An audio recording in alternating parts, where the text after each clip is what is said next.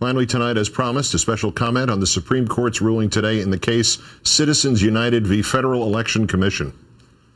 On the cold morning of Friday, March 6, 1857, a very old man who was born just 8 months and 13 days after the Declaration of Independence was adopted, a man who was married to the sister of the man who wrote the Star-Spangled Banner, a man who was enlightened enough to have freed his own slaves and given pensions to the ones who had become too old to work, read aloud in a reed-thin voice from a very long handwritten document. In it, he ruled on a legal case involving a slave brought by his owner to live in a free state, yet to remain a slave. The slave sought his freedom and sued, and looking back over legal precedent and the Constitution and the America in which it was created, this judge ruled that no black man could ever be considered an actual citizen of the United States. They had for more than a century before been regarded as beings of an inferior order and altogether unfit to associate with the white race, either in social or political relations, and so far unfit that they had no rights which the white man was bound to respect. The case, of course, was Dred Scott. The old man was the 5th Chief Justice of the United States of America, Roger Brooke Taney. The outcome, he believed, would be to remove the burning question of abolition of slavery from the political arena for once and for all. The outcome, in fact, was the Civil War. No American ever made a single bigger misjudgment. No American ever carried the responsibility for the deaths and suffering of more Americans on his shoulders. No American was ever more quickly vilified. Within 4 years, Chief Justice Taney's rulings were being ignored in the South and the North. Within 5, President Lincoln, at minimum, contemplated arresting him. Within 7, he died in poverty while still Chief Justice. Within 8, Congress had voted to not place a bust of him alongside those of the other former Chief Justices. But good news tonight, Roger B. Taney is off the hook. Today, the Supreme Court of Chief Justice John Roberts, in a decision that might actually have more dire implications than Dred Scott v. Sanford, declared that because of the alchemy of its 19th century predecessors in deciding that corporations had all the rights of people, any restrictions on how these corporate beings spend their money on political advertising are unconstitutional. In short, the First Amendment, free speech for persons, which went into effect in 1791, applies to corporations, which were not recognized as the equivalents of persons until 1886. In short, there are now no checks on the ability of corporations or unions or other giant aggregations of power to decide our elections. None. They can spend all the money they want, and if they can spend all the money they want, sooner rather than later, they will implant the legislators of their choice in every office, from president to head of the visiting nurse service. And if senators and congressmen and governors and mayors and councilmen and everyone in between are entirely beholden to the corporations for election and re-election to office, soon they will erase whatever checks there might still exist to just slow down the ability of corporations to decide the laws. It is almost literally true that any political science fiction nightmare you can now dream up, no matter whether you are conservative or liberal, it is now legal. Because the people who can make it legal can now be entirely bought and sold. No actual citizens required in the campaign fundraising process. And the entirely bought and sold politicians can change any laws. And any legal defense you can structure now can be undone by the politicians who will be bought and sold into office this November or 2 years from now. And any legal defense which honest politicians can somehow wedge up against them this November or 2 years from now, that can be undone by the next even larger set of politicians who will be bought and sold into office in 2014 or 2016 or 2018. Mentioning Lincoln's supposed ruminations about arresting Roger B. Taney, he didn't say the original of this, but what the hell?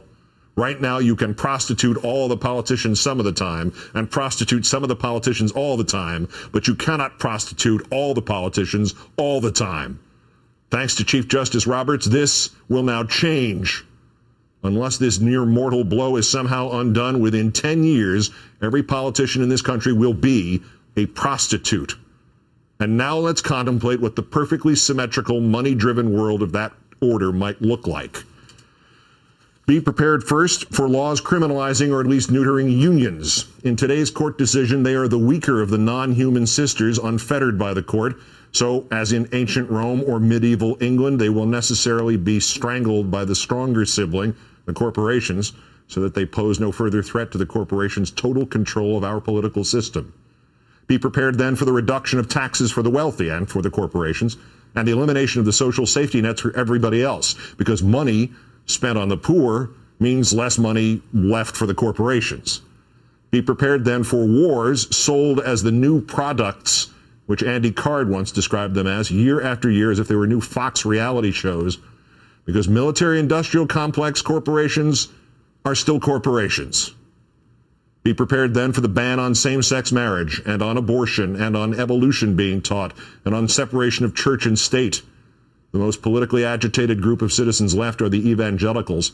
Throw them some red meat to feed their holier-than-thou rationalizations, and they won't care what else you do to this corporate nation. Be prepared then for racial and religious profiling, because you've got to blame somebody for all the reductions in domestic spending and civil liberties just to make sure the agitators against the United Corporate States of America are kept unheard. Be prepared for those poor, dumb, manipulated bastards, the Tea Partiers, to have a glorious few years as the front men, as the corporations that bankroll them slowly unroll their total control of our political system. And then be prepared to watch them be banished, maybe outlawed, when a few of the brighter ones suddenly realize that the corporations have made them merely the Judas goats of American freedom. And be prepared then for the bank reforms that President Obama has just this day vowed to enable to be rolled back by his successor, purchased by the banks with the money President Bush gave them, his successor, presumably President Palin, because if you need a friendly face of fascism, you might as well get one that can wink. And if you need a tool of whichever large industries buy her first, you might as well get somebody who lives up to that word, tool.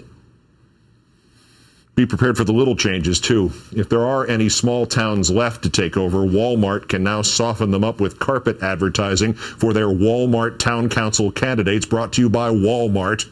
Be prepared for the Richard Mellon scapes to drop such inefficiencies as vanity newspapers and simply buy and install their own city governments in the Pittsburghs.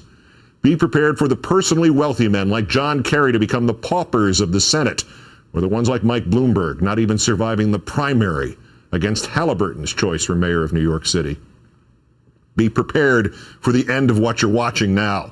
I don't just mean me or this program or this network. I mean all the independent news organizations and the propagandists like Fox, for that matter, because Fox inflames people against the state. And after today's ruling, the corporations will only need a few more years of inflaming people before the message suddenly shifts to everything's great. Glenn Beck and Rush Limbaugh don't even realize it. Today, John Roberts just cut their throats, too. So with critics silenced, then bought off, and even the town assessor who lives next door to you elected to office with campaign funds 99.9% drawn from corporate coffers, what are you going to do about it? The Internet. The Internet. Ask them about the Internet in China. Kiss net neutrality goodbye.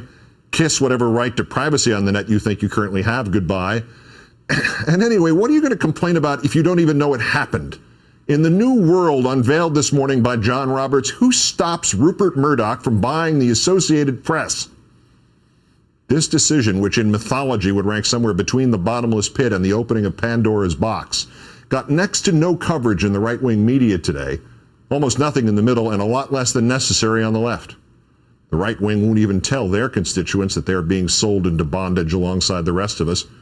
Why should they? For them, the start of this will be wonderful. The Republicans, the conservatives, the Joe Liebermans, the Tea Partiers are in the front aisle at the political prostitution store. They are specially discounted old favorites for their corporate masters. Like the first years of irreversible climate change for the conservatives, the previously cold winter will grow delightfully warm. Only later will it be hot, then unbearable, then flames. And the conservatives will burn with the rest of us, and they'll never know what happened. So what are you going to do about it? Turn to free speech advocates? These were the free speech advocates. The lawyer for that homunculus who filed this suit, David Bossie, the lawyer is Floyd Abrams. Floyd Abrams, who has spent his life defending American freedoms, especially freedom of speech. Apparently, this life was spent this way in order to guarantee that when it really counted, he could help the corporations destroy free speech. His argument, translated from self-satisfied legal jargon, is that as a function of the First Amendment, you must allow for the raping and pillaging of the First Amendment by people who can buy the First Amendment. he will go down in the history books as the quisling of freedom of speech in this country. That is, if the corporations who now buy the school boards which decide which history books get printed approve, if there are still history books. So what are you going to do about it? Russ Feingold told me today there might yet be ways to work around this, to restrict corporate governance and how corporations make and spend their money. I pointed out that any such legislation, even if it somehow sneaked past this, the last U.S. Senate, not funded by a generous gift from the Chubb Group, would eventually wind up in front of a Supreme Court, and whether or not John Roberts was still at its head would be irrelevant. The next 9 men and women on the Supreme Court will get there not because of their judgment, nor even their politics. They will get there because they were appointed by purchased presidents and confirmed by purchased senators. This is what John Roberts did today. This is a Supreme Court-sanctioned murder of what little actual democracy is left in this democracy. It is government of the people, by the corporations, for the corporations. It is the Dark Ages. It is our Dred Scott. I would suggest a revolution, but a revolution against the corporations that make all the guns and the bullets? Maybe it won't be this bad. Maybe the corporations, legally defined as human beings, but without the pesky occasional human attributes of conscience and compassion, maybe when handed the only keys to the electoral machine, they will simply not redesign America in their own corporate image. But let me leave you with this final question. After today, who's going to stop them? Good night and good luck.